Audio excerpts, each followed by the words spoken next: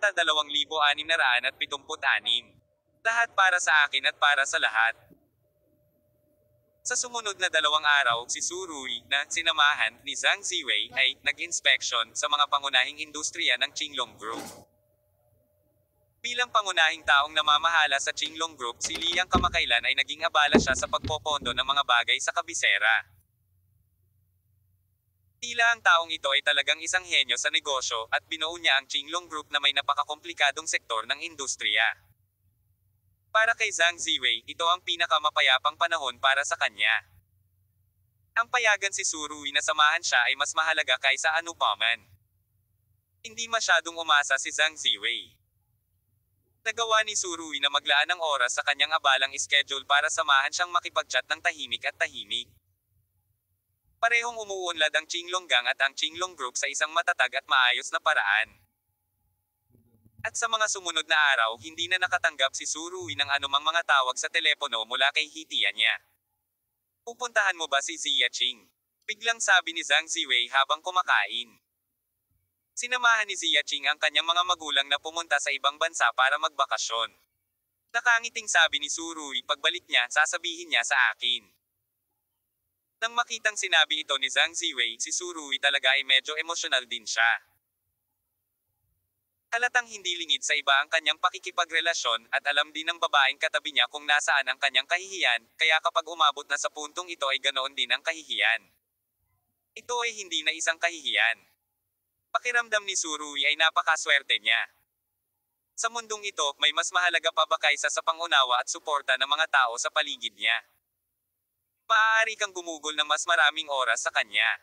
Biglang sinabi ni Zhang Ziwei, alam mo, madalas kaming kumakain ni Zia Qing na magkasama. Ano? Nang marinig ang mga salita ni Zhang Ziwei, ang mukha ni Su Rui ay puno ng gulat na ekspresyon. Noong una ay inakala niya na sina Zia Qing at Zhang Ziwei ay nasa estado lang ng pagdinig tungkol sa isa't isa, ngunit hindi niya inaasahan na madalas silang kumakain ng magkasama. Medyo naging mahirap ang ekspresyon niya. Ang dalawang magagandang babae na ito ay magkasamang naghahaponan, ano ang pinag-uusapan nila? Magaling tayong mag-usap. Umiti si Zhang Ziwei. Nalaman kong may pakiramdam tayong dalawa na huli tayong nagkikita. Hindi pa rin alam ni Su Rui kung ano ang sasabihin, ngunit ang ganitong bagay ay tila isang bagay na dapat niyang ikatuwa. Kaya talagang hindi mo kailangang mag-alala tungkol sa anumang bagay, huwag mag-alala, pinoprotektahan ka naming lahat. Kagad pagkatapos, muling sinabi ni Zhang Ziwei. Maaaring hindi mo alam, ipinagmamalaki Su siya at tayo ay kumain na ng 2 beses. Ano?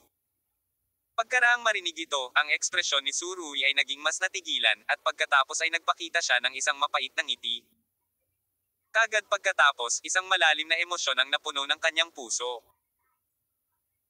Sa malamig at malamig na personalidad ni Lin Aoshu, talagang hindi madaling maging handa na magkusa na imbitahan sina Zia Qing at Zhang Ziwei sa hapunan.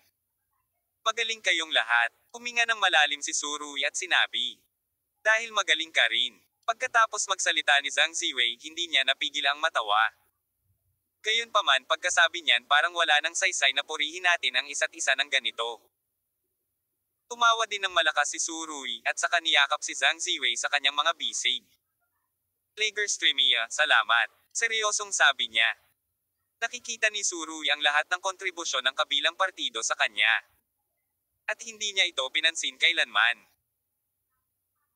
At maging si Zhang Ziwei, Zia Qing, o Lin Aoshu, ang mga kontribusyong ito ay lahat ay nagiging mga piraso mga patak ng mainit na agos na tumutulo sa puso ni Su Rui. Babalik ako sa kabisera kinabukasan. Sinabi ni Su Rui, puntahan mo ang matanda. Kumugol ng mas maraming oras sa aking pamilya. Hinawakan ni Zhang Ziwei ang kamay ni Su Rui. Well, kung may pagkakataon ako, dadalhin kita sa compound ng pamilya Su. Sinabi ni Su Rui, nakikita niya ang hitsura ng pag-asa sa mga mata ni Zhang Ziwei. Kung mahal kita, dadalhin kita para makita ang pamilya ko. Ito ang pinakamagandang patunay ng pagmamahal ng isang lalaki sa isang babae. Kaya pagkatapos marinig ito, ang pag-asam sa mga mata ni Zhang Ziwei ay naging isang malaking sorpresa, at pagkatapos ay namula ang kanyang mga mata, at likas niyang tinakpan ang kanyang bibig.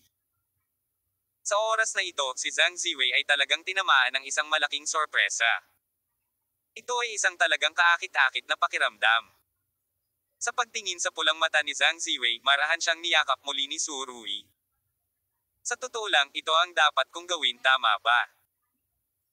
Ang mga inosenteng taon ay hindi kayang mabuli, ang kabataan ay walang katotohanan at hindi kita masisisi. Hindi. Sa totoo lang, hindi pa talaga ako humiling ng ganito. Ay nalalayan ni Zhang Ziwei ang dibdib ni Su Rui at inangat ang mukha nito mula sa mga braso nito. Mula sa sandaling kinuha mo ako ng mag-isa pagkatapos iligtas mula sa Dongyang, hindi ko na kayang hawakan ang ibang lalaki sa puso ko, ikaw na lang. Sa pagkakataong iyon, si Zhang Ziwei ay dinukot ni Yamamoto Jizhan, ang nag-iisang bayani ni Su Rui. Ang pagsadyap ay sadyang kapanapanabik. Kung wala si Su Rui, hindi maiisip ang kapalaran ni Zhang Ziwei. May ganoong tao na nag-iwan ng napakagandang impresyon sa kanyang puso. At sapat na ang impresyon na ito para maabot ang antas ng isang tatak, kaya mula ngayon, wala nang ibang lalaki ang maaaring nasa puso ni Zhang Ziwei. Kumuha ng kaunting espasyo. Handa siyang sundin ang sarili niyang puso at alam din ni Zhang Ziwei kung anong halaga ang babayaran niya sa paggawa ng ganoong pagpili. Pagkatapos ng lahat, maraming magagandang babae sa paligid ng Su Rui, at lahat sila ay top-notch. Napakahusay, ang kanyang mga pagsisikap sa panahong ito ay maaaring walang anumang magagandang resulta, at maaaring ito ay isang labis na pag-asa na magkasundo sa loob ng ilang araw. Ngunit paano si Zhang Ziwei? Ang kanyang puso at ang kanyang damdamin ay mahigpit na nakatali sa katawan ni Su Rui, at patuloy niyang pinuputol ang mga bagay-bagay ng hindi maayos. Alam ni Zhang Ziwei na ang ganitong uri ng love silk ay hindi maaaring putulin, kaya nagpasya na lang siyang huwag itong gupitin. Pinili niya si Su Rui, kaya ang iba ay lubos na determinado. Walang pinagsisisihan si Zhang Ziwei. Naisip niya kung ano ang magiging landas ng kanyang buhay kung pipili siya ng isa pang pagpipilian. Natatakot ako na kung talagang tatahak siya sa daan ng alienation mula kay Su Rui, pagsisisihan niya ito sa natitirang bahagi ng kanyang buhay. Kapag gumagawa ng desisyon, ang kontribusyon ni Zhang Ziwei ay isang panig, at hindi siya humingi ng anumang labis na kapalit bilang kapalit. Ngunit ngayon, ginamit ni Su Rui ang pinakasimpleng pangungusap para iparamdam kay Zhang Ziwei na ang kanyang mga pagsisikap ay katumbas ng lahat. So, wala talaga akong inaasahan na kapalit. Ito ang landas na pinili ko, at lumalakad ako ng napakatatag. Oo, determinado at napakasaya. Hindi kailanman nagpatinag. Nakinig si Su Rui sa magiliw na mga salita ni Zhang Ziwei, at naantig din ang kanyang puso. Bagay sa iyo kung hindi ka hihingi ng anumang kapalit, at akin ito kung hindi mo ito ibabalik. Pagkatapos ng isang paghinto, idinagdag niya. At kung ihahambing sa nagawa mo, ang nagawa ko ay malayo sa sapat. Ito ay malayo sa sapat. Nagdagdag si Su Rui ng isa pang pangungusap sa kanyang puso. Ang kanyang pagninilay ay ang kanyang panloob na boses. Sa buhay na ito, sobra ang utang na loob ko sa pag-ibig, paano ko ito mababayaran? Si Su Rui ay walang maraming ideya sa kanyang puso, ngunit ang sitwasyong ito ay sinamahan ng parami ng paraming utang, parami ang hindi natapos. Si Su Rui ay palaging nasa isang passive na estado sa mga tuntunin ng damdamin. Ngunit ang kanyang mga batang babae ay naiintindihan siya ng walang kapantay, tulad ni Lin Aosho, na maraming nalutas para kay Su Rui sa kanyang kapaligiran at pagpaparaya sa inis. Lahat siya iniisip. Ang lahat ay para sa akin, at ako ay para sa lahat. Ang pangungusap na ito ay biglang kumislap sa puso ni Su Rui. Kabanata pagkalipas ng 2 araw, si Su Rui ay nasa campus ng universidad. Oras na ng hapunan ng mga estudyante. Pagpasok niya sa cafeteria, nakita niya ang isang magandang babae na nakasuot ng sportswear. Ito ay si Yudo Jinyei. Nangako si Su Rui kay Udo Haruko na aalagaan niyang mabuti si Yudo Jinyei. Ngunit matapos siyang dalhin sa Ninghai University, tila 2 beses pa lang niya itong nakita sa kabuuan, at sa pagkakataong ito. Kaya naman, medyo nahihiya pa rin si Su Rui. Sa oras na ito, si Yudo Jinyei ay naghahanda pa lamang ng pagkain at naghahanap ng mauupuan habang hawak ang kanyang plato.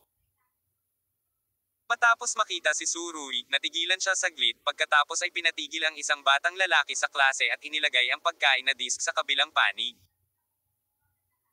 Ang huli ay hindi kailanman nai-inlove sa kanyang buhay, at nang makita niya ang batang babae sa paaralan na aktwal na binubugbog siya, siya ay nasa sabik. Bago pa siya makapagpasalamat, may nakita siyang nakapusod. Ang tinirintes na si Yudo Jinye ay malamig na dumaan sa kanya, at pagkatapos ay nag-iwan ng isang cool na pangungusap.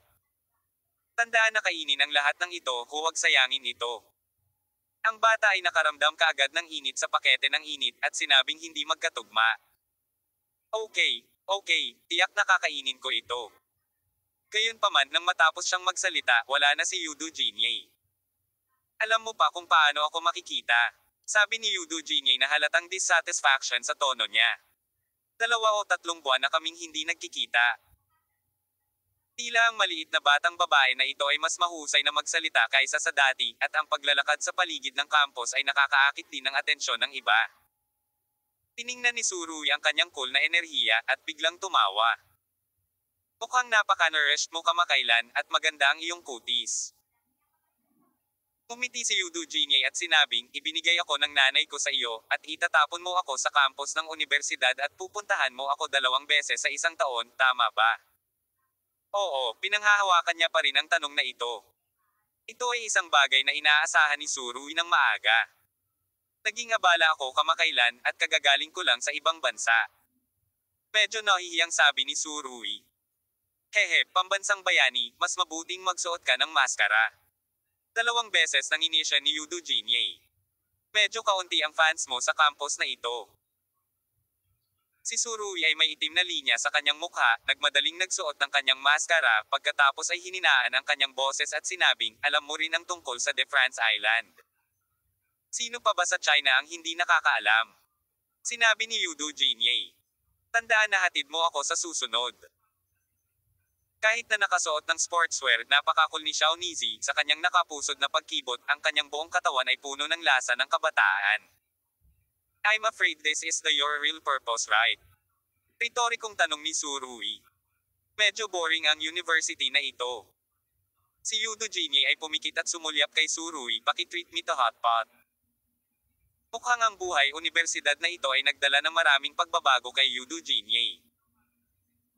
Ang maliit na batang babae na ito ay hindi na malupit tulad ng dati, ang kanyang ugali ay medyo malambot, at siya ay nagsasalita ng marami. Sa pagdadalaga, ang impluwensya ng kapaligiran sa paglago ay maaaring mas mahalaga kaysa sa panloob na mga kadahilanan. Naniniwala si Surui na kung papayagan si Yudo Jinye na manatili sa universidad ng ilang taon, mas magiging masayahin siya, at mawawala ang anino ng kanyang pagkabata. Gayunpaman, medyo nagulat si Surui na inalok ni Yudo Jinye na kumain ng mainit na kaldero. Sige, order ka lang ng kahit anong gusto mo ngayon, eater treat kita, sabi ni Surui. Hehe, papatayin kita. Pinitiwan ni Yudo Jinye ang isang malupit na pangungusap, at pagkatapos ay sinabi, sumunod ka sa akin sa dormitoryo ng mga babae.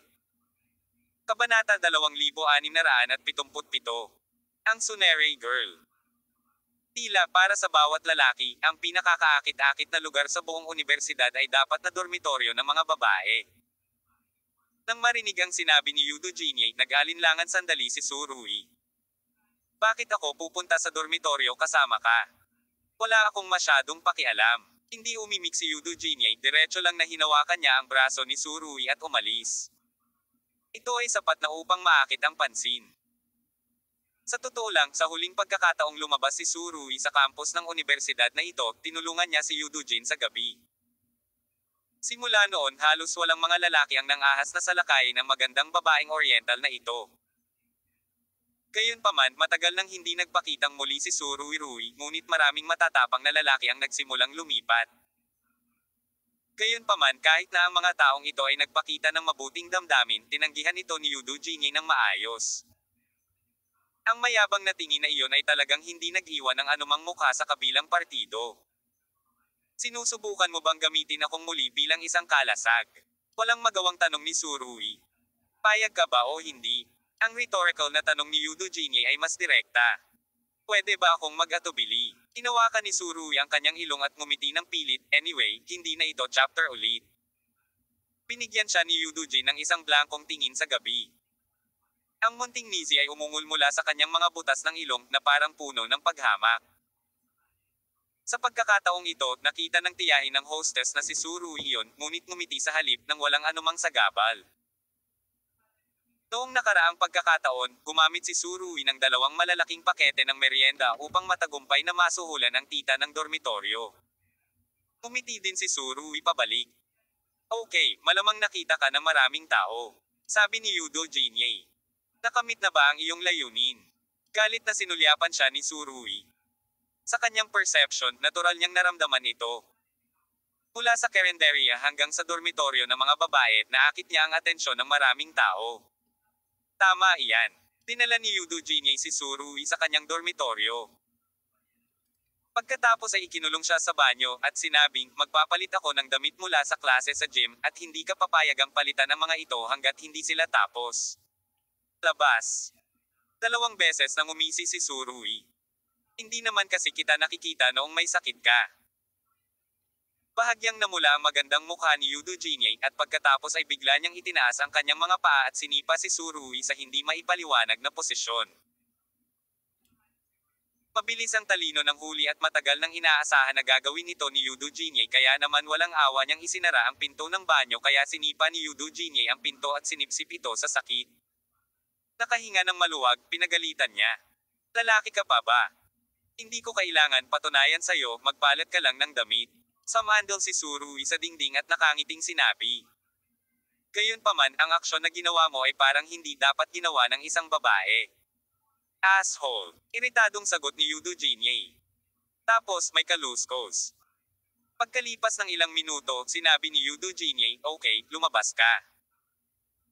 Lumabas si Surui at nakita si Yudo Jinye na nakasuot ng asul na manipis na pelikula sa kanyang itaas na katawan. Denim jacket na may simpleng puting slim fit na shirt sa ilalim at navy blue na palda sa ibaba ng tuhod. Nang makita ang damit na ito, muling tiningnan ni Surui ang cashmere sweater sa kanyang katawan at nahihirapang sinabi. Hindi ka ba nilalamig? Hindi malamig. Direktang sinabi ni Yudo Jinye. Ganito na kami simula pa noong bata pa kami. Totoo iyon. Naalala ni Surui na nang pumunta siya sa Dongyang sa taglamig. Sa taglamig, ang lahat ng uniforme ng paaralan ng mga batang babae sa elementarya at mga batang babae sa middle school ay maiikling palda. Ang hitsura ng mga hubad na binti sa malamig na hangin ay nagpaparamdam sa mga tao ng sobrang lamig sa pamamagitan lamang ng pagtingin. Gayunpaman kung masanay ka, maaari itong maayos. Gayunpaman, ang Yudo Jinye sa damit na ito ay talagang ganap na naiiba mula sa nakaraang hitsura sa sportswear. Bilang karagdagan sa kanyang kagandahan sa kabataan, mayroon siyang isang malakas na pakiramdam ng fashion. Alam ni Surui na ang batang babae na ito ay talagang nagbago mula sa loob palabas, at ang puot sa kanyang puso ay unti-unting nawawala. Pagkatabing lumabas ang dalawa sa dormitoryo ng mga babae at nakita ang ilang lalaki sa pintuan. Jinye. Sigaw ng isang batang lalaki na nangunguna, nakatingin kay Surui na may galit na tingin sa kanyang mga mata. Siyempre, bukod sa galit, may bakas din ng lungkot. Galit na sinulyapan ni Surui si Yudo Jinye. Okay, ang iyong layunin ay nakamit na. Sa bawat oras, ang maliit na batang babae na ito ay ituring na layo ng puot, tama na. Gayunpaman, ang hindi masayang hitsura ni Surui ay nakita ng ilang mga lalaki. Sinabi ng batang nangunguna. Jinye, hindi mo ba ako mabibigyan ng pagkakataon? Bigyan mo ako ng pagkakataon, bibigyan kita ng hinaharap. Anong magiliw na pag-amin, ito ay isang tao pa rin. Biglang nakaramdam ng inggit si Surui sa mga estudyanteng ito sa kolehiyo nang marinig niya ang boses na ito. Maaari silang magkagusto at magmahal ng walang prinsipyo nang hindi isinasaalang-alang ang napakaraming interes at pinagmulan. Ang kabataan ay talagang isang kaakit-akit na lumang pangarap. Hehe, isang grupo ng mga walang muwang na teenager.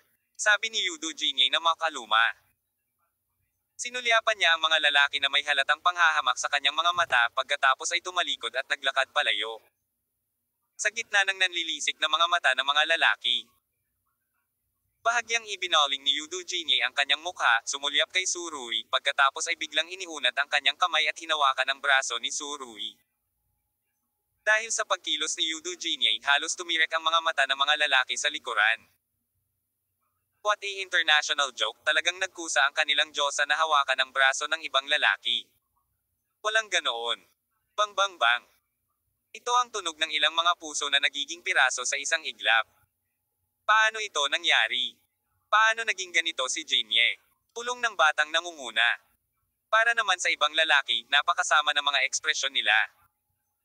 Sa kanilang mga impresyon, si Yudo Jinye ay hindi kailanman nagpanggap na bastos sa sinumang hindi kasekso. Sa oras na ito, gagawa siya ng inisyatiba na hawakan ang braso ng isa pang lalaki na hindi kapanipaniwala. Gayunpaman, ang sumunod na nangyari ay nagpadiretso ng kanilang mga mata. Halos malaglag ang eyeballs sa lupa at mabasag. Dahil parang nakuryente si Surui, bigla niyang itinapon ang kamay ni Yudo Jinye at tumalon pa sa gilid. Aalis na ako, okay lang ba? Sabi ng isang batang lalaki. Sa kanilang mga panaginip, gusto nilang hawakan ni Yudo Jin ang kanilang mga braso sa gabi, ngunit ang lalaking ito ay masyadong ignorante kay Lian Xiangxiu. Tinapon pa niya ang kamay ng dalaga. Dam, kung hindi kayo magka-holding hands, we can holding hands for you. Ang mas hindi nila inaasahan ay si Yudo Jinye ay hindi lamang hindi nagulat. Ngunit tumingin kay Surui na natatakot tulad ng isang tigre patungo sa kanya, ang mga sulok ng kanyang mga labi ay bahagyang umangat at isang ngiti ang lumitaw. Sa sandaling ito, naramdaman ng mga batang iyon na wala na ang kanilang mga mata. Gayunpaman, pagkatapos kuskusin ang kanyang mga mata, kinumpirma ng mga taong ito na talagang nakangiti si Yudo Jinye. Ito ay hindi kapanipaniwala. Malay mo, hindi ngumingiti ang mga school beauty nila. Seryoso at tense ang ekspresyon, anong nangyari ngayon? Masungit na trato sa kanya ng lalaking iyon kaya pa niyang tumawa. Ngunit mas kapanabik na mga bagay ang darating pa. Si Yudo Jinye pagkatapos ay iniunat muli ang kanyang kamay at hinawakan ang braso ni Surui para lamang itinapon muli ni Surui. Nadama ng ilang lalaki na malapit na silang mamatay at nabaligtad ang mundo. Ang batang lalaki sa ulo ay tumingin sa sitwasyong ito, ang kanyang mukha ay puno ng dalamhati at hindi pagnanais, mahigpit niyang ikinuyom ang kanyang mga kamao at galit na sinabi. Hindi ko lang maintindihan, ako ay isang napakahalagang tao. Paanong wala sa kamay ng iba? Sa hindi inaasahang pagkakataon. Narinig ni Yudo Jinye ang mga katagang ito. Ibinoling niya ang mukha at tumingin sa bata, naisip niyang pagkatapos niyang sabihin ang isang bagay, kuminto ito sa pagsasalita, tumalikod, at naglakad palayo. Ang pangungusap na ito ay nagpapatunog na para bang si Yudo Jinye ay dating sa kanya. Nabuksan na ni Surui ang layo na 3 metro na para bang nagtatago siya kay Yudo Jin sa gabi. Ano naman sayo? Immature. Nagkomento si Yudo Jinye kay Surui.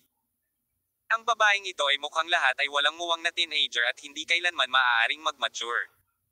Sinabi ni Surui. Ayaw kong maging kalasag mo. Hindi mo ba nakita ang hitsura ng mga batang iyon, lahat sila ay galit sa akin.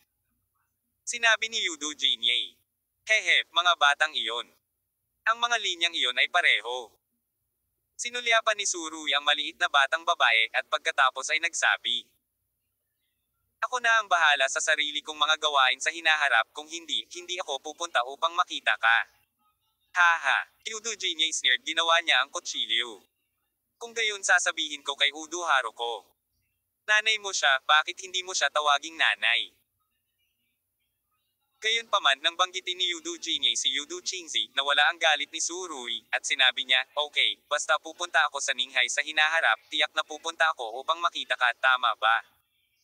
Tandaan na magdala ng mga gastusin sa pamumuhay. Sabi ulit ni Yudo Jinye. Ang batang babaeng ito ay talagang kumain ng Surui hanggang sa mamatay. Para ka talagang tiyuhin. Umiling si Surui, at mabilis na dinala si Yudo Jinye sa isang hotpot restaurant. Siya ay sabik na kumain ng mabilis at pagkatapos ay pauwiin ang babaeng ito. Gayunpaman, halatang medyo nag-aalala si Surui. Higit pa si Yudo Jinye na nagmula sa Dongyang ay gustong-gusto ang hotpot. Siya ay tumangkilik at kumain ng buong pagkain at halos hindi nagsasalita. Siya ang namamahala sa pagkain, si Surui ang namamahala sa pagdaragdag ng mga pinggan, hanggang sa huli, kahit 5 plato ng mabalahibong tiyan ang idinagdag, at ang waiter ay natigilan. Ate, ito ang unang pagkakataon sa kabanata na nakakita ako ng isang tao na kumakain ng mabalahibong tiyan ng ganito. Sabi ni Surui. Haha, si Yudo Jinye ay nagbigay ng isang direktang tugon, mangyaring magkaroon ng isa pang laro. Pagkatapos kumain, gusto ni Surui na ibalik si Yudujin sa paaralan sa gabi. Hindi pa nga nakakalakad ang dalawa papunta sa parking lot, ngunit sa hindi inaasahang pagkakataon ay biglang sinabi ng huli, gusto kong uminom. Hindi ka maaaring uminom. Walang humpay na tumanggi si Surui, bata ka pa. Nasaan ako bata? Napatingin si Yudujin kay Surui ng mapanukso. Ikaw ay bata pa. Hindi man lang tumingin si Surui sa babaeng katabi niya. Huwag mong iangat ang ulo mo dyan. Itaas mo man ang iyong dibdib, maaga pa rin ang maliit na sisiw na mahigit 18 taong gulang pa lang. Puno ito ng mapangasar na mga salita na nagpapula sa mukha ni Yudujin sa galit. Angkop ba para sa iyo na sabihin iyon? Malamig na sabi ni Yudujin. Nagsasabi ako ng totoo. Ibinuka ni Surui ang kanyang mga kamay. Hindi ko inaasahan na ang mismong individual na sisiw na ito ay tumalikod at naglakad palabas ng mabilis. Saan ka pupunta? Mabilis na naabutan ni Surui. Inom, may problema ba? Hindi lumingon si Yudujin sa gabi. Sabi ko, masyado ka pang bata para uminom. Ako ay nasa hustong gulang na. Hindi pa rin nakikinig si Yudujin. Sa kalyeng ito, hindi makahatak ng husto si Surui, napapanood lang niya si Yudujin na naglalakad papasok sa bar. Kabanata 2678. Ako ang iyong tagapag-alaga. Pagkapasok niya sa bar, umiling si Surui dahil sa mainit na kapaligiran. Bihira siyang makakuha ng pagkakataon na masanay sa ganitong uri ng kapaligiran, at ang ingay ay hindi sa kanya. Medyo prangka si Yudujin. Umorder siya ng ilang bote ng foreign wine at isa-isang inihanay. Ito ay tumingin medyo kahanga-hanga sa mesa. Umiling si Surui. Hindi ka ba natatakot na sabihin ko sa iyong ina? Ito ba ang maalamat na nagtatanong sa mga magulang? Haha, ang mga matatanda ay palaging gustong gamitin ang pamamaraang ito sa pagbabanta sa mga tao, ngunit wala akong pakialam. Tumangala si Yudujin kay Surui at mapanuksong sinabi. Waiter, pakibuksan ang lahat ng alak na ito. Umiling si Surui. Huwag kang ganito, sa huwak siya, ako ang iyong tagapag-alaga. Tagapangalaga. Sa walang dahilan, tumawa si Yudujin matapos marinig na sinabi ito ni Surui. Karamihan sa kanyang hitsura ay minana kay Haruko Udo, at siya ay orihinal na mukha ng antas ng problema. Sa oras na ito, kapag siya ay ngumiti, siya ay may maalinsangang pakiramdam ng simoy ng tagsibol.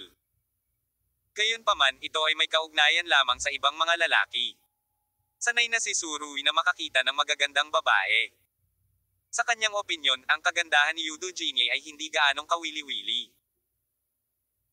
Siguro, maghintay hanggang dito kapag ang dalaga ay makalipas ang 10 taon, talagang posibleng maabot ang antas ng pagdadala ng sakuna sa bansa at sa mamamayan. Ipinagkatiwala ka sa akin ng iyong ina, at ako ang iyong tagapag-alaga. Sa ilang kadahilanan, pagkatapos makita ang ngiti ni Yudujin, ang puso ni Surui ay hindi maipaliwanag na inis. Huwag ka nang tumawa. Gayunpaman, tumatawa pa rin si Yudujin na para bang narinig niya ang isang nakakatawang biro. Ipinagkatiwala ba ninyong dalawa ang inyong katawan sa isa't isa? Yudujin put away his laughter and said sarcastically. Si Surui ay medyo napahiya. Iyon ay isang aksidente. Paano kung naaksidente ka rin sa akin? Ang mga mata ni Yudujin ay puno ng provokasyon.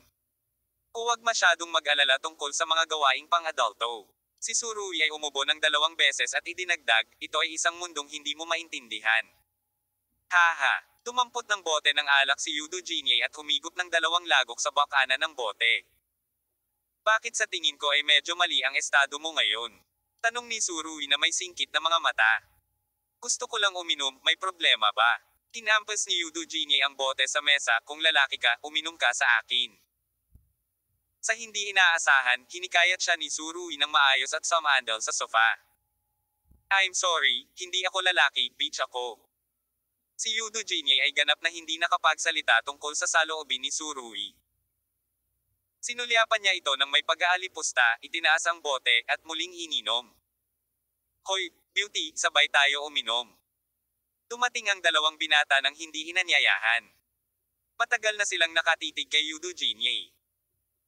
Kung tutuusin, sa ganoong eksena sa gabi, posibleng maging kasing ganda at pino gaya ni Yudujin nang walang makeup. Halos imposible na makahanap ng isang batang babae na may ganoong pakiramdam. Hindi agad sumang-ayon si Yudo Jinye, ngunit tumingin kay Surui ng may galit. Hindi ka talaga umiinom. Tumanggi pa rin si Surui. Uminom ka, kailangan kong manatiling gising para maihatid kita pabalik sa dormitoryo. Dorm. Napangiti si Yudo Jinye ng mapanlit at pagkatapos ay nagsabi. Talagang hindi ka lalaki, hindi mo ba ako dapat dalhin sa hotel na lasing? Sa sandaling sinabi ni Yudo Jinye ang gayong bukas na mga salita. Ang dalawang kabataang lalaki na lumapit ay nasa sabik na, nagkukuskus ng kanilang mga kamay, at naisip pa nga na sila na ang susunod kay Yudo Jinye.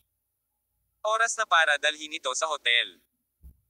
Ang paggugol ng isang gabi kasama ang isang napakaganda at pinong batang babae ay labis na nasasabik sa mga tao. Menor de edad ka pa. Hindi natin nagsisurui. Talagang hindi niya kinuha si Yudo Jinye bilang isang matanda. Tungkol sa pagdadala sa kabilang partido sa hotel, hindi man lang inisip ni Surui ang tungkol dito. Ako almost 19 years old. Tumingin pa rin si Yudo Jinye kay Surui na may mapanuksong mga mata. Ang 19 na taong gulang na si Surui ay hindi nagpatuloy sa paghamak sa kabilang partido, ngunit biglang nakaramdam ng kaunting emosyonal. 19 na taong gulang na si Surui noong panahong iyon, napakaganda nito. Ito ay isang edad kung kailan ko naisip na maaari kong baguhin ang mundo. Kaya kung magpantasya at maging mapangahas. Hindi tulad ngayon, mas marami akong responsibilidad at mabibigat na pasanin. Kailangan kong isaalang-alang kung ano ang mangyayari kapag ginawa ko ang anumang bagay na casual. Ang mga kahihinatnan, pag-iisip tungkol dito ngayon ay ang pinakamagandang edad para maging malaya. Nang marinig ng dalawang binata na si Yudo Jinye ay 19 na taong gulang pa lamang, kumulo ang kanilang dugo at ayaw na nilang maghintay pa. Pinuno niya ng alak ang baso at sinabing, "Beauty, uminom tayo ng isa." Napatingin si Yudo Jinye sa kanilang dalawa na nagsasali ng alak sa kanilang mga baso ng may paghamak. Hehe, lalaki ba siya? Kung lalaki yan, inumin mo sa bote. Hindi talaga alam ni Surui kung anong mga salita ang dapat niyang gamitin para ilarawan ang kanyang kalooban. Binigyan siya ni Yudo Jinye ng pakiramdam na para siyang maliit na pas ang ligaw na hindi pa rin nawawala ang pagiging wild. Mahirap magpaamo. Siyempre, hindi man lang inisip ni Surui ang tungkol sa pagpaamo kay Yudo Jinye. Pagkatapos ng lahat, ang batang babae na ito ay may ganap na naiibang kapaligiran ng pagpapalaki mula sa kanyang mga kapantay. Kung ang mga karanasang iyon ay ilalagay sa mga ordinaryong bata, natatakot ako na matagal na ang nakalipas. Ang kanilang shinsing ay sumailalim sa ganap na pagbabago. Tahimik lang na nakaupo si Surui, pinapanood si Yudo Jinye na umiinom sa gabi, at ang batang babaeng ito ay talagang desperado ng uminom ng alak, at mabilis na pumatay ng isang malaking bote. Ang bote ng alak na ito ay sapat na upang ibagsak ang isang may sapat na gulang na lalaki. Ngunit si Yudo Jinye ay tila lasing lamang, ang kanyang magandang mukha ay bahagyang pula, at ang kanyang mga mata ay bahagyang malabo. Ang dalawang kabataang lalaki ay medyo lasing, at ang kanilang mga kamay ay nagsisimula ng maging hindi tapat. Ang isa ay inilagay sa hita ni Yudo Jinye at ang isa ay inilagay sa kanyang balikat. Umalis ka. Itinulak ni Yudo Jinye ang dalawang binata dahil sa galit. Natigilan sila at direktang itinulak sa ilalim ng sofa. Girl, may personalidad ka. Lalong nadismaya ang dalawang binata. Wala silang pakialam, commendat sila sa isa't isa, at nagpatuloy sa pag-akyat sa sofa para samahan si Yudo Jinye na uminom. Uminom si Yudo Jinye ng dalawa pang bote, at tuluyang napahiga sa sofa. Halos walang malay ang dalawang binata, walang kwentang pinag-uusapan, at halos nawala ng malay. Ang dalawa sa kanila ay hindi makakuha ng isang babae, ngunit sa halip sila ay ibinuhos na isa ring malaking kawalan. Pumalik ka sa akin, sabi ni Surui pagkatapos ay tumayo at naghanda na hilahin si Yudo Jinye. Ikanaway ng huli ang kanyang kamay. Hindi, maaari pa akong uminom. Anong inumin mo? Samahan mo ako sa pag-aaral, sabi ni Surui. Binuksan ni Yudo Jinye ang kanyang malabo na lasing na mga mata at nakangiting tumingin kay Surui. Okay, kung mangangako ka na sasamahan mo akong uminom ng isang bote, babalik ako sa iyo sa paaralan. Hindi ka na makakainom, sabi ni Surui. I'll keep my word. If you drink one, I'll leave. Direktang dinala ni Yudo Jinye ang bote kay Surui, nakainom na ako ng 3 bote. Pagkasabi nito, nagkusa siyang kumuha ng bote ng alak at nilagok ang kanyang ulo at uminom ng 2 pang lagok. Nang makita ito, hindi napigilan ni Surui ang pag-iling pagkatapos ay umupo sa sofa at nagsimulang uminom mula sa bote. Siya ay nag-aalala na siya ay malasing kaya hindi siya uminom ng masyadong mabilis, ngunit si Yudo Jinye ay malamang na uminom ng labis. Umupo siya sa kondongen ni Surui nang walang pag-aalinlangan at inakbayan si Surui. Teeg, hawak ang isang bote ng alak sa isang kamay. Alam ni Surui na hindi siya bagay sa pagiging masyadong malapit kay Yudo Jinye. Pinulupot niya ang kanyang mga braso sa baywang ni Yudo Jinye at gusto siyang hilahin sa sofa. Yumigting ang leeg ni Rui. Hindi ako makababa. Sabi ni Yudo Jinye sa tainga ni Surui, pagkatapos mong inumin ang bote ng alak na ito, gagawin ko ang gusto mo. Gagawin ko ang gusto mo, ang pangungusap na ito ay puno ng maalinsangang pakiramdam. Sige. Si Surui ay hindi natinag, umiling, at uminom ng alak ng sabay-sabay. Nakatingin sa kanya ng ganito, sabay inumpan ni Yudo Jinye ng alak at saka inihagis ang bote sa sofa. At direktang bumagsak sa mga bisig ni Surui. Pupunta ako sa banyo. Nabuksan ni Yudo Jinye ang isang puwang sa kanyang mga mata at siya ay puno na ng kalasinggan. Anyway, pwede kang pumunta kung gusto mo. Galit na sabi ni Surui. Kung bawal uminom, uminom ka ng sobra. Titingnan ko kung ano ang gagawin mo. Pagkatapos uminom ng 4 na buong bote ng dayuhang alak, matutulog na si Yudo sa gabi. Hindi madaling magtiis na pumunta sa banyo hanggang ngayon. Ngunit hindi ko inaasahan na si Yudo Jinye ay talagang umiinom ng labis at ang kanyang katawan ay naging mahina. Tumayo lang siya at humakbang. At muling bumagsak sa katawan ni Surui. Si Surui ay isa ring normal na tao. Si Yudo Jinye ay maganda at may magandang figure. Ang pagkilos na ito ni Yudo Jinye ay nagparamdam kay Surui ng kaunting init. Ngunit si Surui ay talagang walang anumang malakas na damdamin para sa kanya. Kaya't agad niyang kinokontrol ang kanyang isip nang makitang nasa ganoong kalagayan na siya, hindi niya maiwasang sabihin. Kung ganoon nga, mabuti, ako tutulungan kitang pumunta sa banyo. Gayunpaman, hinimok pa ni Yudo Jinye. Bilisan mo, hindi ko magagawa. Kung narinig ng ibang mga lalaki ang pangungusap na ito, natatakot ako na ang dugo ng halimaw ay kumulo at siya ay direktang sumugod. Gayunpaman, kahit na medyo lasing si Surui sa bote ng alak, hindi niya sinamantala ang pagkakataong ito para nakawin ang toko ng kabilang partido, hindi siya ganoong tao. Si Yudo Jinye naman ay parang nakainom ng sobra kaya hirap maglakad. Inaila ni Surui ang kanyang braso gamit ang isang kamay at ibinalot ang kanyang baywang gamit ang isa pa. Ngunit hindi nakahakbang ang huli, at halos kalad ka rin siya ni Surui para dumausdas sa mga tile sa sahig. Wala ring magawa si Surui kaya paimpal niyang niyakap ang prinsesa, dumilat si Yudo Jinye at ngumiti. Gayunpaman. Dahil ang huli ay nakasuot ng mixing palda ngayon. Nang buhati ni Surui si Yudo Jinye, itinoon din niya ang pagdiin pababa sa palda ng kabilang partido upang maiwasan ang mga tanawin na hindi dapat malantad sa nakikita ng iba. Napaka-considerate mo.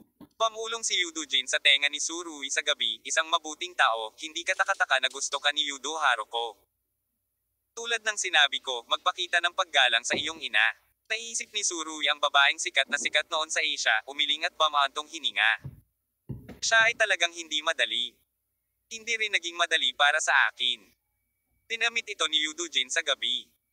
Ayaw ni Surui na bigyan siya ng pansin. Sa hindi inaasahang pagkakataon, pagdating niya sa pinto ng banyo, nalaman ni Surui na talagang maraming lalaki ang umalalay sa kanya. Sabay-sabay na pumasok ang mga babae, at may masayang sigaw na walang pigil sa cubicle. Mabangis na kumunot ang mga kilay ni Surui. Masyadong magulo dito, kaya sa susunod ay huwag kang pumunta. Kabanata 2679. The Fragmented Girl. Si Surui ay medyo tradisyonal pa rin na tao mula sa kaibuturan ng kanyang puso. Sa makatuwid, sa pakikinig sa mga kalalakihan at kababaihang ito na gumagawa ng ganoong mga ingay mula sa grid, talagang ayaw niyang bumalik si Yudo Jin dito sa gabi. Bagaman magkaiba ang panahon at magkaiba ang ideya ng mga lalaki at babae, sinabi ni Surui kay Yudo Jinye. Hindi ito mabuti para sa iyong paglaki. Si Yudo Jinye, na pupunta sana sa banyo, ay tumagilid ang kanyang ulo at nakatulog sa mga bisig ni Surui. Nagbingi-bingihan lang ang mga tao sa mga tagubilin ni Surui. Hindi ka na ba nagpapanik? Niyugyug ni Surui si Yudojin ng ilang beses ngunit hindi siya nagising. Umiling-iling hindi niya napigil ang sabihin, okay lang, kalimutan na lang natin. Pagtingin sa kanyang relo, alas 12 na at hindi napigilan ni Surui pagkatapos ay tinawag si Zhang Ziwei. Plager Streamia, sunduin mo ako, sabi niya. Ayaw ni Surui na mag-provoke ng anumang utang sa Peach Blossom ngayon. Ngunit alam niya na, batay sa mga katangian ng Peach Blossom na dala niya noon, kung mananatili siyang ganito kay Yudo Jinye, hindi niya alam kung ano ang mangyayari. Anong bagay na hindi mapigilan?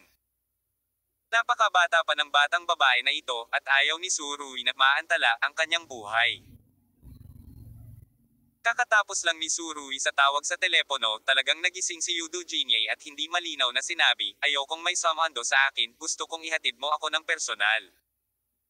Gusto talaga ni Surui na mawala ng malay ang babaeng ito. Hindi nagtagal, dumating si Zhang Ziwei dito. Tumingin siya kay Surui na nakayakap sa isang batang babae at bahagyang ngumiti. Bakit, hindi mo kayang mag-isa? Mas mabuting mag-ingat ako, sabi ni Surui na may mapait na ngiti, kung tutuusin, bata pa siya. Sa kabutihang palad, si Yudo Jinye ay nakoma na sa oras na ito at si Surui ay hindi nagkusa na manligaw sa kanyang kapatid. Natural na hindi siya maitulak ni Zhang Ziwei na manligaw sa kanyang kapatid. Para kay Surui, ang swerte ng Peach Blossom ay talagang hindi komportable. Sa katunayan, mayroon na siyang mahinang pakiramdam na ngayon ay tinuturing siya ni Yudo Jinye bilang isang taong maaasahan niya. Sa katunayan, sa pagtingin sa buong China, si Yudo Jinye ay maaaring ituring na hindi kilala at si Surui lamang ang maaaring ituring na kanyang kakilala. Kung tutuusin, babae pa rin siya na wala pang 20 years old. Kahit gaano siya ka-precocious at mayabang, babae pa rin ang katangian niya. Kahit kasing talino niya si Surui, hindi niya pa rin alam kung bakit umiinom ng alak ang babaeng ito ngayong gabi. Si Surui ang nagmaneho ng mag-isa, si Zhang Ziwei ay umupo sa likod na hanay para alagaan si Yudo Jinye, at inayos na niya ang silid ng hotel. Sa puntong ito, matagal nang nakalok ang gate ng paaralan at hindi papayagang makapasok ang dormitoryo ng mga babae. Hindi pwedeng magdala si Surui ng lasing na babae para gumanap ng Spider-Man, tama ba? Tawakan mo siya. Napakurap si Zhang Ziwei kay Surui na may ngiti sa kanyang maaliwalas na mga mata. Ang swerte ng Peach Blossom ni Surui ay buhol-buhol, si Zhang Ziwei ay hindi nangangahulugang labis na nagseselos ngunit may pakiramdam na nanonood ng saya. Gusto talaga niyang makita kung paano niresolve ni Su Xiaoxiu ang malabo na damdamin sa puso ng ibang mga babae. Sa totoo lang, ang bagay na ito ay madaling sabihin, ngunit pagdating sa tiyak na pagkakakilanlan ni Yudo Jinye, ito ay talagang nakakalito. Tumapit si Surui sa pintuan ng silid na si Yudo Jinye sa kanyang likuran. Sa hindi inaasahang pagkakataon, nagising kaagad ang batang babae, idinilat ang kanyang mga mata, ibinoling ang kanyang mukha at sinabi kay Zhang Ziwei. Salamat sa pagpapadala sa akin dito, Paulem. Salamat, Paulem.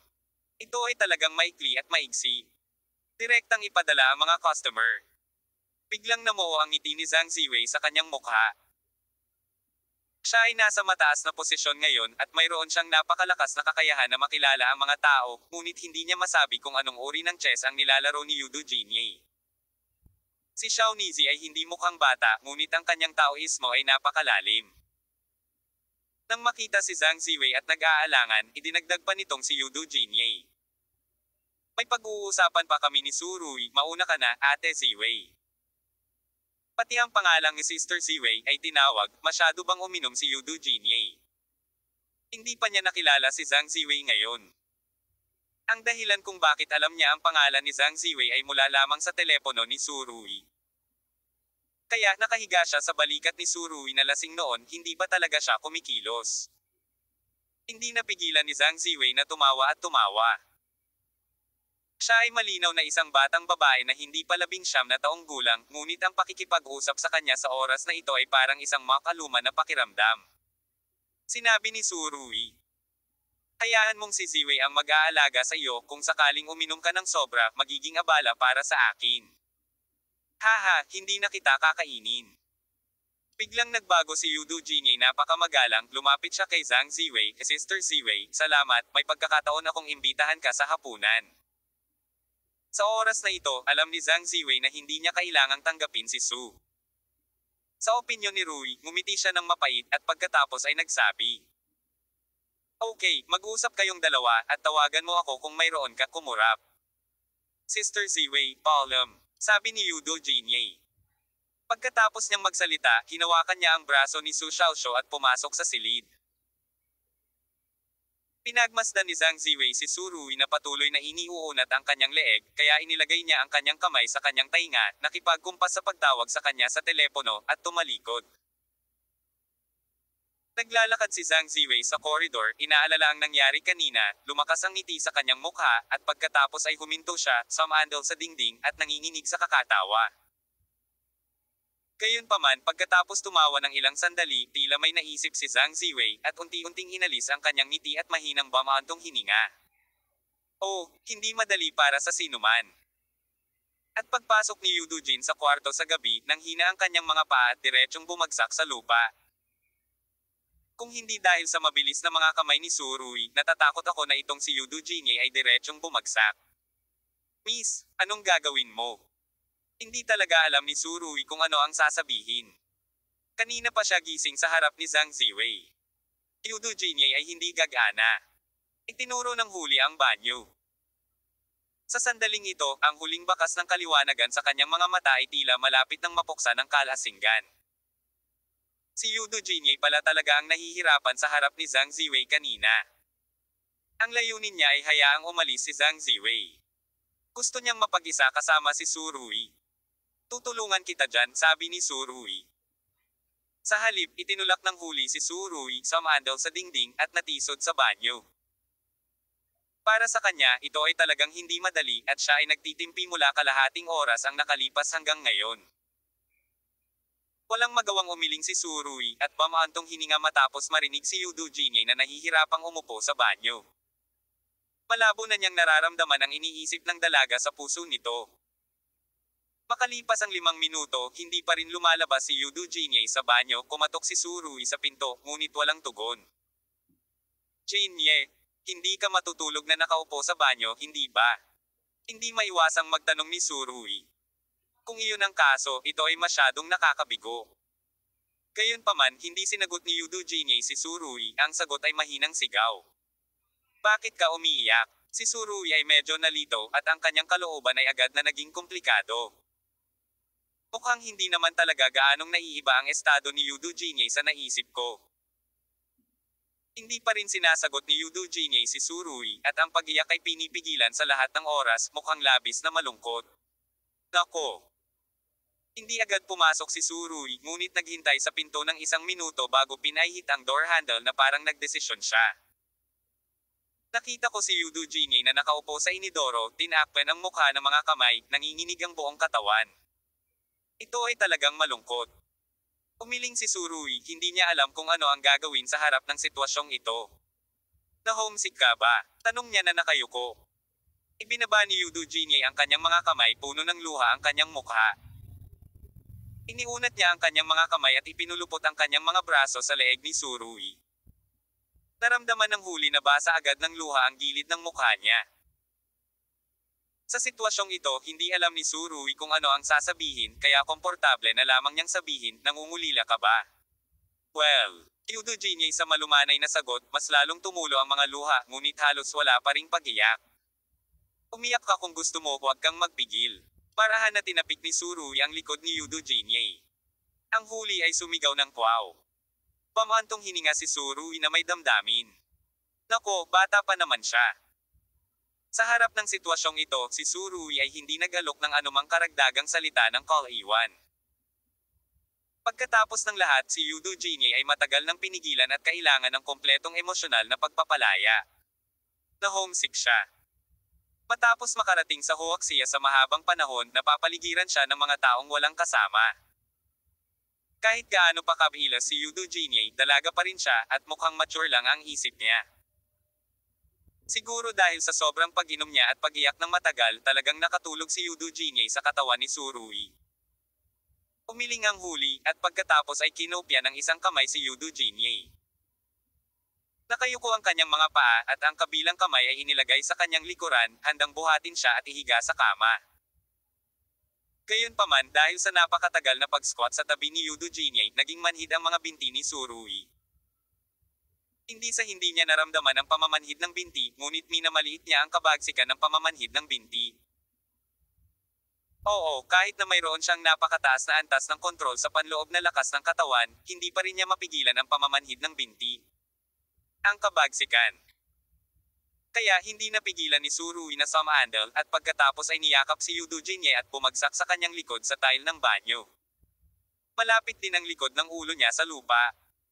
Ang pagpindot ay gumawa ng isang muffled sound at ito ay nasaktan ng husto.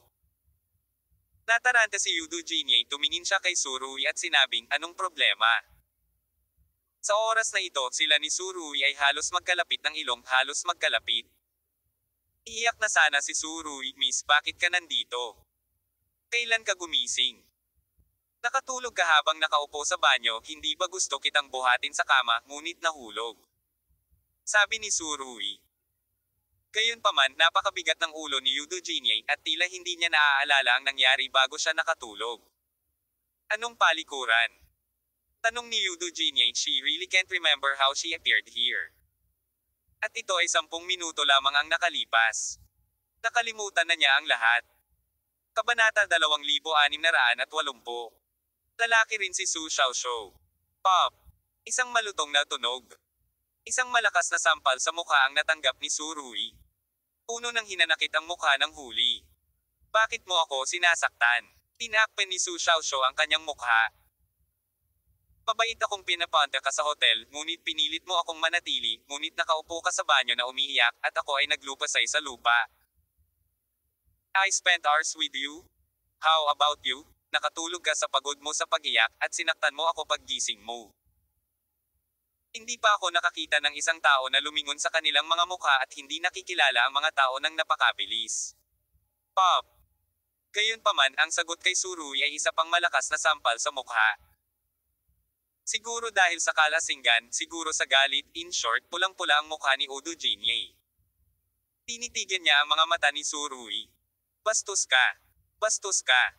Anong pinapagalitan mo ako?" Tanong ni Surui. 2 beses siyang sinampal ng walang dahilan, at ngayon ay hindi niya maiwasang lumaban.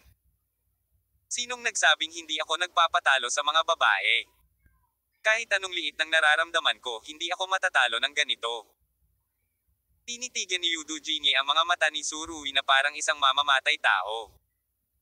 "Bakit hindi ako nagsusuot ng palda at shorts?" Si Surui ay talagang walang magawa. Miss, pumasok ka para pumunta sa banyo, at pagkatapos ay umupo sa banyo at umiyak ng husto. Hindi mo itinaas ang iyong palda, sinisisi mo ako. I swear hindi ko man lang tiningnan. Sinabi ito ni Surui mula sa kaibuturan ng kanyang puso. Ang pagkuha kay Yudo Jinye bilang isang babae, naramdaman niya na hindi siya maaaring maging isang hayop. Hindi niya talaga ito tiningnan sa isang sulyap. Gayunpaman, hindi alam ni Yudo Jinye ang lahat ng ito. Bukod dito, bago magkaroon ng panahon si Surui na isuot ang damit para sa kabilang partido, gusto niyang ilagay ang kabilang partido sa kama, at pagkatapos ay direktang takpan ang bagay ng kobrekama. Sinong mag-aakala na tuluyang nakalimutan ng batang babaeng ito ang nangyari bago siya nakatulog matapos matulog ng 10 minuto? Kakaiba ang alaalang ito, okay. Masyado yata talagang uminom ng alak si Yudo Jinye kung hindi ay hindi mangyayari ang ganitong bagay. Sa sandaling ito talagang gustong umiyak ni Surui ng walang luha. Sa ugali mo paanong hindi ka makatingin? Ang mga mata ni Yudo Jinye ay tila may kakayahang pumatay ng mga tao, niloko mo ako. Udod, Surui ng walang dahilan pagkatapos masampal ng 2 beses, masama ang pakiramdam ko. Matapos marinig ang mga salita ni Yudo Jinye, agad akong nalungkot, kailangan kong panoorin ito dahil sa aking ugali. Napaka-unbearable ko sa paningin mo. Purong mabait ako, kung hindi mo tatanggapin ang kabaitang ito, kalimutan mo na. Bagamat hindi iniisip ni Surui na siya ay isang taong walang pakialam, tiyak na hindi niya sasamantalahin ang hindi dapat, sabi ni Yudo Jinye, talagang sobra-sobra ito. Habang sinasabi niya iyon, nauna siyang tumayo. Pagkatapos ay binuhat si Yudo Jinye. Na ang palda ay bumagsak hanggang sa kanyang tuhod at binuhat ang kanyang namamanhid na mga paa at naglakad patungo sa kwarto at walang awa na inihagis ang kabilang partido sa lupa.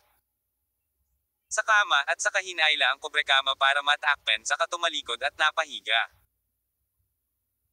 Nang marinig ang pagsara ng pinto, itinaas ni Yudo Jinye ang kobrekama na nakatakip sa kanyang ulo at muling tumingin sa nakasarang pinto, kung saan halatang wala na doon si Surui. Ang kaninang mabangis niyang titig ay bahagyang nalito, tinapik ang kanyang ulo, at sinabing, "Dam, anong nangyari?" Galit na bumaba si Surui at nalaman niyang nakaparada pa rin ang sasakyan ni Zhang Ziwei sa ibaba. "Bakit ang bilis mong bumaba?" Nakangiti niyang sabi. Hindi kaagad sumagot si Surui, ngunit sinabing, "Bakit hindi ka umalis? Umupo ka sa kotse at mag-isip ng kung ano-ano." Ito ang ugali ni Zhang Ziwei, madalas siyang nakikinig ng mga kanta sa maliit na espasyo ng karwahe, at tahimik mag-isa. Gayunpaman, maraming desisyon tungkol sa Qinglonggang ang ginawa rin niya sa kotse. Ang batang babae na ito ay umiinom ng labis kaya kailangan kong kainin ang kanyang tofu. Walang magawang umiling si Surui. Talagang maganda ang pakiramdam ko sa sarili ko. Tumingin si Zhang Ziwei sa mukha ni Surui na walang magawang umiling. Masakit ba? Anong masakit? Matagal na hindi tumugon si Surui. Bahagyang umangat ang mga labi ni Zhang Ziwei. Okha. Biglang napahiya si Surui. Umiling at sinabing, "Masyadong matigas ang batang babae na ito, magandang intensyon na tretuhin itong parang atay at baga ng asno, kung alam ko ito, hindi ako papasok sa pintuan ng silid na iyon." Panipi. Sinabi ni Zhang Ziwei. Ano ang susunod kong gagawin? Napakarami niyang inumin, kaya niya bang mag-isa dito? Tumingin si Surui sa itaas. Walang mangyayari, ang batang babae na ito ay mas mapagbantay kaysa sa iba. Tumingin si Zhang Ziwei sa unahan at mahinang sinabi. Sabi, pagkatapos ay bumalik tayo. Medyo uminit ang pisngi niya sa sinabi nito. Okay, sinabi ni Surui. Kailangan kong pumunta sa iyong lugar at lagyan ng mainit na tubig ang aking mukha, kung hindi ay tiyak na maga ito bukas. Hindi alam ni Zhang Ziwei kung ano ang iisipin kaya humimik siya ng mahina at saka pinaandar ang sasakyan. Kabanata Maaga kinaumagahan, dumating si Surui sa high-speed rail station, handa nang pumunta sa kabisera. Isang linggo na ang nakalipas mula nang bumalik ako sa China kaya oras na para bumalik sa compound ng pamilya Su para makita ang matanda. Gayunpaman, hindi niya inaasahan na makakita ng isang figure sa pasukan ng istasyon. She stood there pretty, parang may hinihintay. Palaging ibinoling ng mga pasaherong dumarating at umalis ang kanilang atensyon sa babaeng ito. Umiling si Surui. Sa oras na ito, nagkataon na nakita ng batang babae si Surui kaya naglakad siya patungo sa Surui. Si Surui ay ayaw tumingin sa kanya at lumingon. Halika dito. Sabi ni Yudo Jinye. May problema ba? Dalawang humuhuni si Surui. Galit ka pa rin ba? May bahid ng panunuya sa tono ni Yudo Jinye, isang malaking tao, napakadaling magalit. Kung okay ka lang, umalis ka na, aalis na ako sa kotse. Ibinoling ni Surui ang kanyang mukha at tinitigan ang mga mata ni Yudo Jinye. Siyempre, kung gusto mong humingi ng tawad, pagkatapos ay humingi ng tawad ng seryoso, baka mapatawad kita. Binigyan siya ni Yudo Jin ng isang blankong tingin sa gabi. Hindi pa ako humingi ng tawad sa sinuman sa buhay ko. That's fine. Anyway, wala akong maalala na kontrabida. Sabi ni Surui, aalis na sana siya dala ang kanyang bagahe. Yung kahapon, I'm sorry. Tumingin si Yudo Jinye kay Surui na may malalaking mata, ito ba ang punong tanggapan? Hindi naman talaga ito paghingi ng tawad. Gayunpaman, napakabihirang magsabi ng mga ganitong salita mula sa laging mayabang na si Yudo Jinye. Okay, pinapatawad na kita. Si Surui ay hindi talaga galit noong una, ngunit siya ay hindi naintindihan at nakatanggap ng dalawang sampal. Sa katunayan, alam din niya na si Yudo Jinye ay nakapaghintay sa kanya sa high-speed rail station ngayon, na sapat na upang ipakita sa kabilang partido. Ako ay humihingi ng paumanhin. Nang marinig ang mga salita ni Surui, bahagyang umangat ang mga sulok ng labi ni Eugenie na nagpakita ng mas kakaibang ngiti. Gayunpaman, ang ngiti na ito ang biglang tumibok ng puso ni Surui. Hindi ko talaga ito tiningnan kagabi. Okay, huwag ka nang magpaliwanag. Tumingin si Eugenie sa lupa. Naniniwala ako sa iyo. Si Surui ay hindi naantig sa pangungusap na ito, ngunit sa halip ay bamaantong hininga. Sa tingin ko ay mas maganda kung natutulog ka. Matapos marinig ito, hindi na tumakbo si Eugenie, tumingin siya kay Surui. Exception ako kagabi. Na-homesick ka, hindi ba? Tiningnan ni Surui ang itim na mata ni Eugenie at mahinang sinabi. Oo. Tumango si Eugenie at pagkatapos ay nagpakita ng nakakapanghinayang ngiti. Wala akong bahay. Dahil sa hadlang sa oras, hindi masyadong nakipag-chat si Surui kay Eugene kaya sumakay siya sa high-speed rail. Alam niyang hindi madali ang batang babae na ito. Nag-aaral sa ibang bansa, I have no sense of belonging. Gayunpaman, ang Surui ay walang partikular na mahusay na solusyon sa problemang ito at lahat ay palaging makakatagpo ng iba't ibang mga paghihirap sa proseso ng paglaki. Sa maraming pagkakataon, kailangan mong umasa sa iyong sarili upang mabuhay. Pagkatapos matulog sa kotse, inayos ni Surui ang kanyang espiritu at pagkatapos ay dumating siya sa kabisera. Siya sa halip na sabihin kaagad sa pamilya Su, hiniling niya kay Yanzu na magmaneho para sunduin siya. Boss, mahigpit ko itong inilihim. Sa sandaling makita ni Yanzu si Surui, agad niyang sinabi, may mga reward ba? Reward ng umutot. Kinatak ni Surui ang maskara sa kanyang mukha at sinabing, pipirmahan ko ang iyong pangalan ngayon, ang aking pirma ay magiging napakahalaga pa rin. Kung gayon ayoko pa rin ang gantimpala. Umiling si Yanzu, at pagkatapos ay nagtanong, pumunta muna tayo sa tabi ng lawa ng Junting Lake. Okay. Tumitaw ang mukha ni Surui sa harap ng mga mata ni Suwo. Tapos tinignan niya yung high-tech na bracer sa wrist niya. Kung walang ganoon, baka si Surui ay hindi na sila makakabalik ng ligtas mula sa ibang bansa. Kaya kailangan talagang pasalamatan ni Surui si Su Wufen. Mukhang gumanda ng husto ang hangin sa kabisera kamakailan. Naupo si Surui sa likod ng kotse at patuloy na nakatingin sa labas ng bintana. Sa katunayan, puno siya ng mga plano at hindi siya umalis ng masyadong mahaba, ngunit ang mga ordinaryong eksena sa kalye sa kabisera ay napakabait sa kanya. Ang pamamahala ng usok ay epektibo. Sabi ni Yanzu. Sinulyapan niya si Surui at biglang sinabi, Boss, alam mo ba na nagpunta ang babaeng amo sa Switzerland? Ang lady boss sa bibig ni Yanzu ay natural na tumutukoy kay Joe Angka. Narinig kong sinabi ni Angka. Ang magandang figure ni Surui sa puting damit ay lumitaw sa harap ng mga mata ni Surui, si Angka ay nagsisikap ng husto. Talagang nagsusumikap ang prepritress. Sa pagkakataong ito ay pumunta ako sa Switzerland para sa negosyo at hindi ko alam kung anong mga bagong ideya sa pamamahala ang ibabalik ko. Sumulyap si Yanzu kay Surui sa rearview mirror, boss, pero may sasabihin ako, hindi ko alam kung sasabihin ko ba o hindi. Kung may umutot ka, hayaan mo na. Galit na sabi ni Surui. Palagi kong nararamdaman na sa ugali ng amo, hindi ito angkop sa ganitong uri ng buhay. Ipinahayag ni Yanzu ang kanyang kaloob-looban. Nagtaas ng kilay si Surui. Sa partikular, napakatalino ng lady boss. Matutunan niya ang lahat ng sabay-sabay pero nandoon ang ugali, kung ilalagay mo sa shopping mall, medyo sayang. Sabi ni Yanzu, alam kong sikat na ang prepritress sa financial circle pero hindi mo kailangan pero oo, naiintindihan ko ang ibig mong sabihin. Marahan na ba maantong hininga si Surui? Naiintindihan ni Surui ang iniisip ni Joe Angka tungkol kay Surui. Sa kasong ito, kahit na ang dalawa sa kanila ay hindi pa nakakalusot sa huling antas, talagang imposible para kay Surui na mawala ang babaeng ito.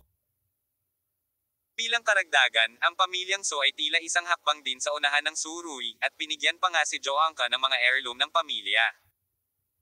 Gayunpaman, tila kailangan talagang pag-isipan ni Surui ang mga salita ni Yanzu. Ito rin ang tanong na matagal nang gumugulo sa kanyang isipan.